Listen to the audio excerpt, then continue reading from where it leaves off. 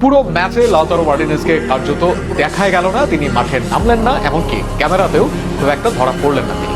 এরপরে আসে ম্যাচের ঘটনাগুলো। হাফ টাইমে এনজো ফার্নান্ডেজের ডাবল হলুদ কার্ডে লাল কার্ড, লিজান্দ্রো মার্টিনেজের রহস্যজনক ইনজুরি, যে খেলোয়াড় রক্ত ঝরিয়েও ম্যাচ শেষ করার জন্য পরিচিত, তিনি কোনো বড় সংঘর্ষ ছাড়াই মাঠ ছাড়লেন।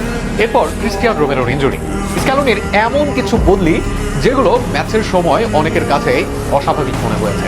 কিন্তু সবচেয়ে অবিশ্বাস্য ছিল আর্জেন্টিনার পারফরমেন্স। পুরো 90 মিনিটে কার্যত কোনো শটই অন টার্গেটে নেই। অতিরিক্ত সময় মিলিয়েও গোলমুখে খুবই কম কার্যকর প্রচেষ্টা।